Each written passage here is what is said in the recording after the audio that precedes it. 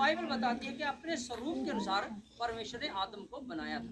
लेकिन जब उन्होंने पाप किया, गुनाह किया, परमेश्वर की नज़रों में जब वो दोषी ठहरे, क्योंकि एक कानून भारत देश का जैसे आप देखते हैं, जो संसार का कानून है, जो विधि और नियम है हमारे कानून के, हमें वो मानने पड़ते हैं।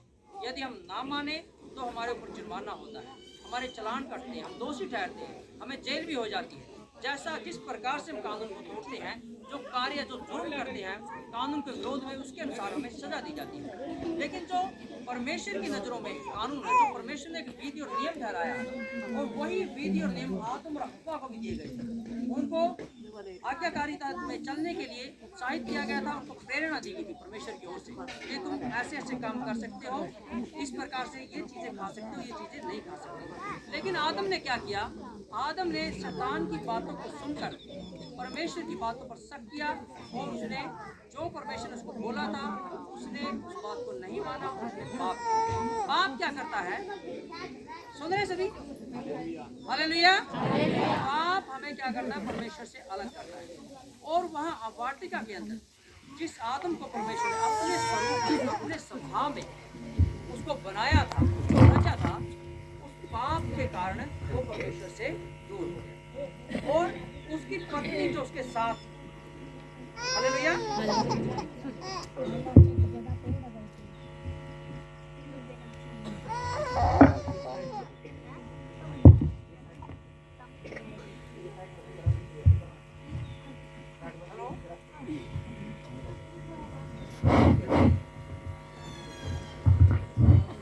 Hallelujah, hallelujah, hallelujah.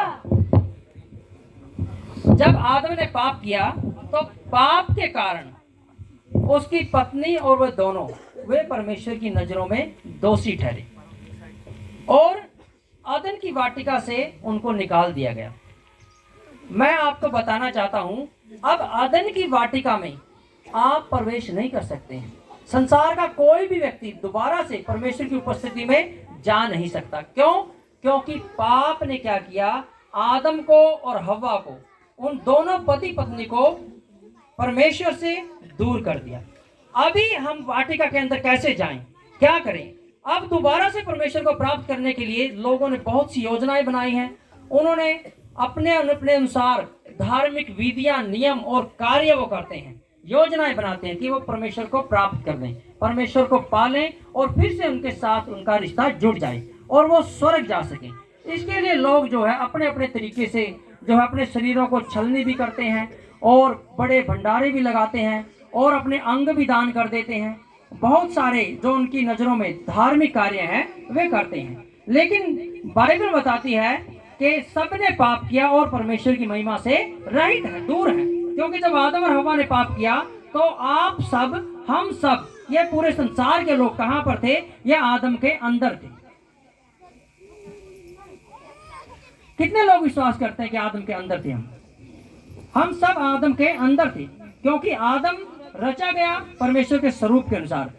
तो आदम के आगे जब उनके बच्चे हुए, फिर उनके बच्चे हुए, ऐसे ऐसे करके ये पूरा संसार आज लोगों से भरा हुआ है। जब उन्होंने पाप किया तो पाप की वजह से वो परमेश्वर से दूर हो गए। अब आदम की वाटिका में कैसे प्रवेश करेंगे? अब आदम की वाटिका में प्रवेश करने के लिए परमेश्वर ने एक मार्ग हमारे लिए निकाला है।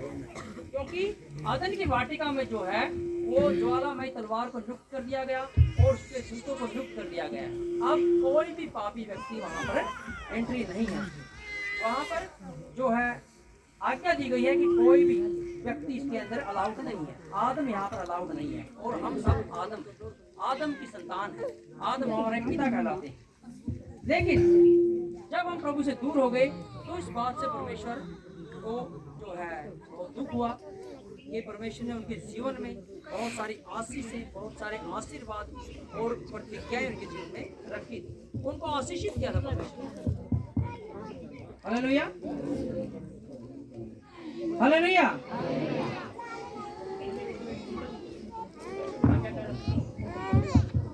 तो जब उनके लिए प्रतिज्ञाएं रखी गई थी, लेकिन जब उन्होंने गुनाह किया, गलतियां की, तो वे परमेश्वर से दूर हो गए। तब परमेश्वर ने क्या किया? बाइबल जैसा हमें बताती है कि परमेश्वर ने जगत से ऐसा प्रेम किया कि अपना इकलौता पुत्र दे दिया, ताकि जो भी कोई इस पर विश्वास करे वो नाश ना हो परंतु अनंत जीवन पाए। अब हम आदम में होकर तो वाटिका में जा नहीं सकते, परमेश्वर की उपस्थिति को ग्रहण नहीं कर सकते, परमेश्वर को प्राप्त नहीं कर सकते, हम फिर से उसके पास नहीं जा सकते। तो अब हम कैसे जा सकते हैं उसके अंदर?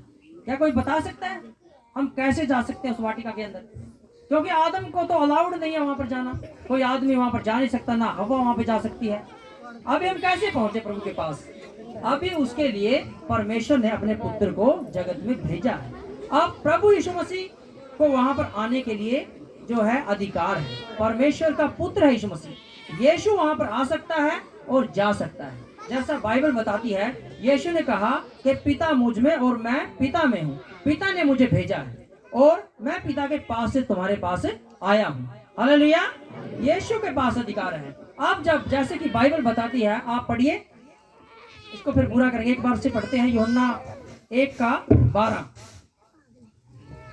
यूहन्ना 1 अध्याय उसका 12 आयत पढ़ी कोई भी व्यक्ति।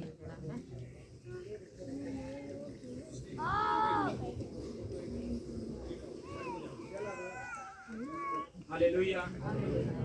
परंतु जितनों ने उसे ग्रहण किया, उसने उन्हें परमेश्वर के संतान होने का अधिकार दिया, अर्थात उन्हें जो उसके नाम पर विश्वास रखते हैं। हालेलुया। जितनों ने उसे पर विश्वास किया, यीशु के ऊपर, कि यीशु इस संसार में मेरे लिए आया है। यीशु आज जन्म नहीं हुआ यीशु का, हम उसकी याद में इस दिन को मनाते हैं।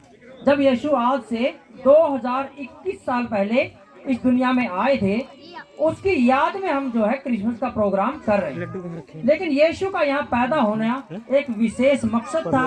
वो चाहता था कि दुनिया में आकर वो आपके हृदय के अंदर भी जन्म ले, आप उसको जाने अच्छी तरह से, उसके पास आए और फिर से, ताकि जो स्वरूप आपसे छिन गया था पाप के कारण, जो स्वरूप था, जो टैलेंट, जो अधिकार परमेश्वर ने आपको दिया था और वो पाप के कारण जो आपसे छिन गया था, आपसे दूर हो गया था, उस स्वरूप को फिर से देने के लिए प्रभु यीशु मसीह इस दुनिया में आए हैं। अब उसको प्राप्त करने के लिए, उस स्वरूप को पाने के लिए बाइबल बताती है कि उस पर विश्वास करना जरूरी है। यीशु के ऊपर बाइबल बताती है, जितनों ने विश्वास किया, परमेश्वर ने उन्हें अपनी संतान होने का अधिकार दिया है। फिर से वही अधिकार, जब हम परमेश्वर की संतान थे, वो हमसे छिन गया था। जब आप यीशु के ऊपर विश्वास करते हैं कि यीशु इस दुनिया में मेरे लिए आया है, वही अधिकार आपको फिर से प्राप्त होता है और फिर से आप परमेश्वर की संतान बन जाते हैं। Hallelujah, hallelujah. आइए हम दोबारा से चलते हैं लूका में 1 में।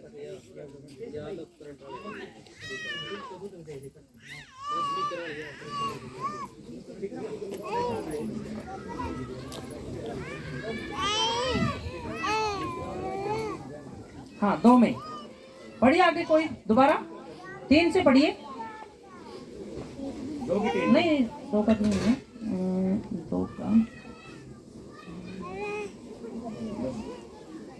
हाँ 1 का 26 पढ़ रहे थे ना? हाँ जी। 28 से पढ़िए आप। हालेलुया। स्वर्गदूत ने उसके पास भीतर आकर कहा, आनंद और जय तेरी हो, जिस पर परमेश्वर का अनुग्रह हुआ है, प्रभु तेरे साथ है। वह उस वचन से बहुत घबरा गई और सोचने लगी कि यह किस प्रकार का अभिवादन है। स्वर्गदूत ने उससे कहा, अब मरियम जो है, जब स्वर्गदूत उसके पास आया और उससे बातें कर रहा था, तो मरियम ने कभी स्वर्गदूत को देखा नहीं था।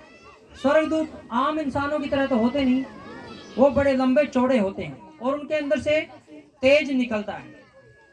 वो सिरजे गए हैं इस प्रकार से कि उनके अंदर से रोशनी निकलती है। वो ज्योति है परमेश्वर की, परमेश्वर के सेवक है स्वर्गदूत, उसकी सेवा के लिए है। जब वो उसके पास आया तो मरियम भयभीत हो गई, डर गई, वो घबरा गई इस प्रकार का अभिवादन सुनकर, स्वर्गदूत को देखकर। स्वर्गदूत ने उससे कहा, पहले तो उसके डर को दूर किया।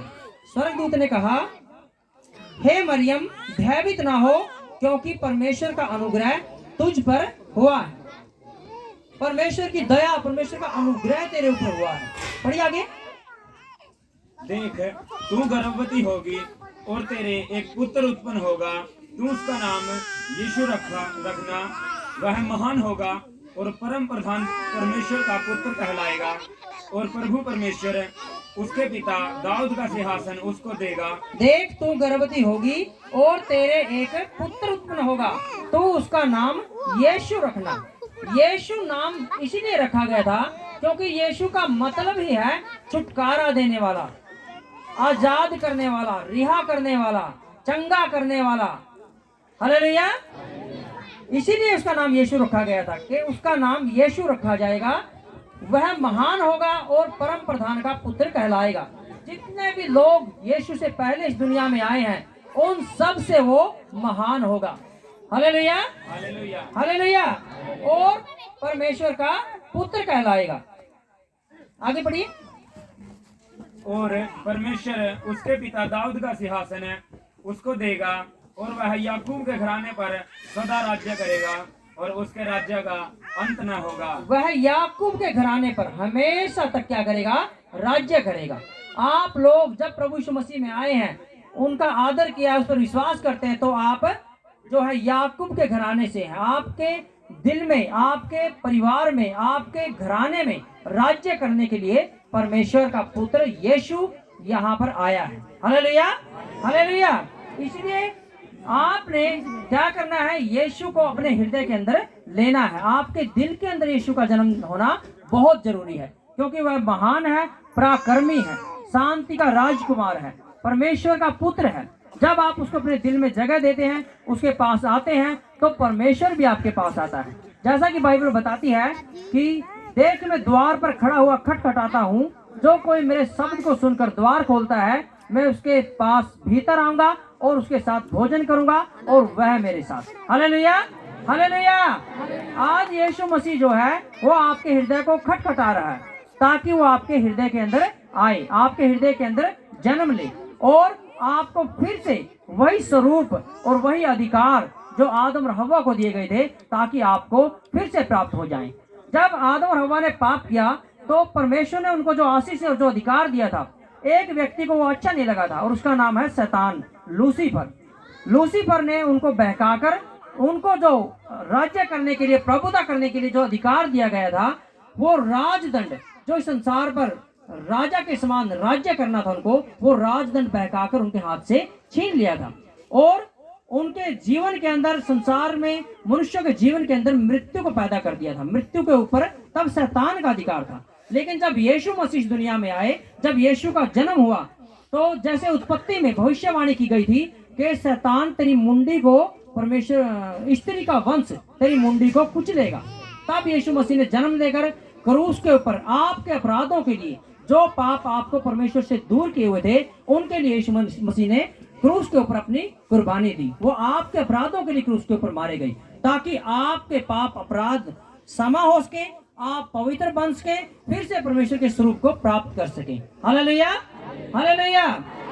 तब यीशु ने क्या किया? उस दुष्ट को, उस शैतान को, जो लोगों को भरमाता है, जो लोगों के जीवन में क्लेश पैदा करता है, जो बीमारियों में डालता है, जो सुसाइड करवाता है, उस शैतान को और उसकी सेना को आकाश में से, पृथ्वी में से, जल में से खींचकर उस क्रूस के ऊपर इतनी बुरी तरह पीटा, इतनी बुरी तरह मारा कि उसको बहुत शर्मिंदा कर दिया, उसको निकम्मा कर दिया शैतान को, उसकी सामर्थ को छीन लिया परमेश्वर ने। और जो उसके पास अधिकार था, वो सारा अधिकार आज शैतान के पास नहीं है, वो अधिकार आज परमेश्वर के पुत्र यीशु के पास है। जैसा बाइबल बताती है, यीशु ने कहा कि स्वर्ग और पृथ्वी का सारा अधिकार मुझे दिया गया है। अब हमें डरने की आवश्यकता नहीं है। अब संसार में जितने भी लोग हैं जो यीशु को नहीं जानते, जब यीशु का सुसमाचार, परमेश्वर का वचन उनके पास पहुंचता है, और यदि वो यीशु के ऊपर विश्वास करते हैं कि यीशु परमेश्वर का पुत्र है और वो मेरे लिए इस दुनिया में आया है, हालेलुया, हालेलुया।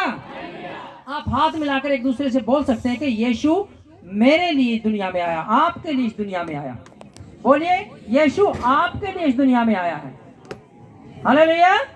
बोले, यीशु आपके लिए इस दुनिया में आया है। उसने आपके लिए इस दुनिया में जन्म लिया, ताकि आप स्वतंत्र हो जाएं, आप आजाद हो जाएं, आप यीशु की गवाहियां दे सकें, आप परमेश्वर के राज्य को स्थापित कर सकें। हर एक, आप जितने लोग यहाँ पर बैठे हैं जिन्होंने प्रभु यीशु मसीह को ग्रहण किया है, अब आपको अधिकार दिया गया है, वही राजदंड, वही प्रभुता परमेश्वर के पुत्र ने, यीशु ने आपको फिर से लौटा दी है। आज आपके जीवन में आजादी है, आज आपके जीवन में वो प्रभुता है, वो राजदंड आपके पास है। आज इस संसार के ऊपर आप राज्य करना है आपको। आप जो है परमेश्वर के पुत्र के साथ इस संसार में उसके राज्य में शामिल हैं, और आपने अभी क्या करना है? परमेश्वर के राज्य को स्थापित करना है। हालेलुया। परमेश्वर के राज्य में आपने सैनिक के समान योद्धा की नाई लड़ाई लड़नी है। उसको जो है, जो लोग परेशानी में है, दुख में है, बंधनों में है, अंधकार में जी रहे हैं, कलेशों में जी रहे हैं, बीमारियों में पड़े हुए हैं, कुचले हुए दबे हुए लोग हैं, जिनके साथ दुर्व्यवहार किया जाता है, जिनको सताया जाता है, मारा जाता है, अछूत माना जाता है, उन लोगों को आजाद करने के लिए अब परमेश्वर ने आपको अधिकार दिया है। Hallelujah, hallelujah, hallelujah. पढ़िए मेरे साथ मत्ती 11:28।